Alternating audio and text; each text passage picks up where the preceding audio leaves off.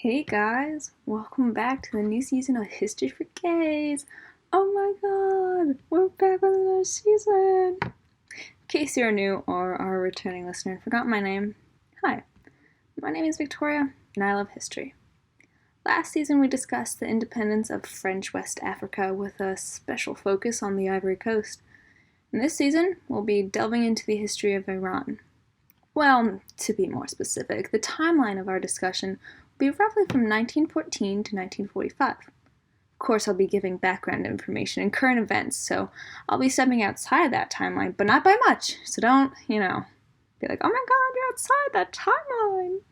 Okay, so without further ado, put on your exploring shoes and let's take it back. It was around the year 661 that the Arabs brought the religion of Islam to Iran. Keep that in mind as we progress through the season. For some background context, there was this little old event aptly named the Great Game.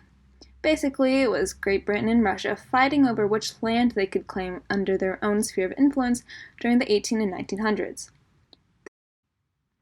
The name comes from a British captain, Arthur Connolly, who reportedly said, quote, "If the British government would only play the grand game, help Russia cordially to all that she has a right to expect, shake hands with Persia," end quote.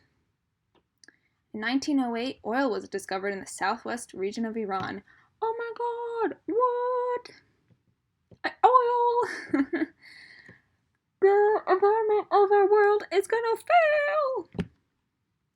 The discovery was an amalgamation of the Anglo-Persian Oil Company, or the APOC.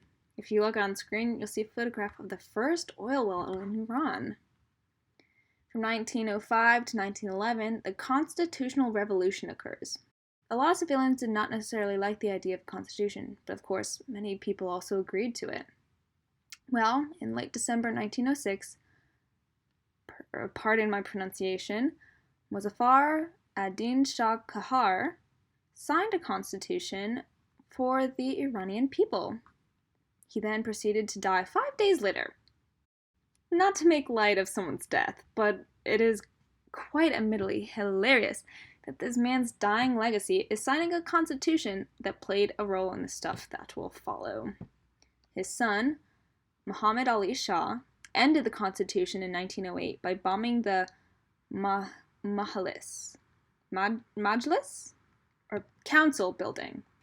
This action was aided by Russian support, who gave them weapons. This caused resistance groups to join together, and supporters of the constitution disposed of the Shah till his son became the last Shah of the Kahar dynasty in Iran. Confusing, I know. So now, because of this constitutional revolution, trade and stability of all kinds were disrupted. I'm talking about political, social, economic, and even personal relationship instability. I'm just joking about that last one, but still, you get the point. Things were looking rough. World War I only messed this country up even more. In the beginning, Iran declared itself as a neutral country, siding with neither the Allies nor the Axis powers. This ended up being futile, as British, Russian, and Ottoman troops occupied the territory. The Ottomans ended up killing a lot of refugees from the Assyrian and Armenian genocides that had fled to Iran after the Ottomans killed them in their own country. The majority of these refugees were Christian, and so the Christian population of Iran plummeted. This is also known as the Persian Campaign. And then Reza Khan came into power.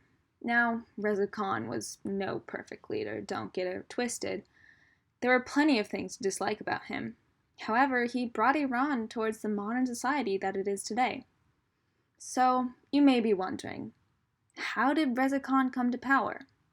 Well, in 1921, he captures the capital of Iran, Tehran, which, side note, that name is so easy to remember. Thank you for creating the capital of Iran, Tehran, because it sounds like the Iran, Iran, Tehran. Or at least that's how I'm pronouncing it, I don't know. So in 1921, Reza Khan captures the capital of Iran. This resulted in the Persian coup d'etat, I believe that's how it's pronounced, and the dissolution of the then current government. 2 years later, he became the prime minister. After another 2 years, the Iranian Constituent Assembly disposed of the Ahmad Shah Kahar and made Reza Khan the new Shah of Iran. As I previously mentioned, he had many great projects and brought this country to the modern one that it is today, or at least more modernized one that it is today.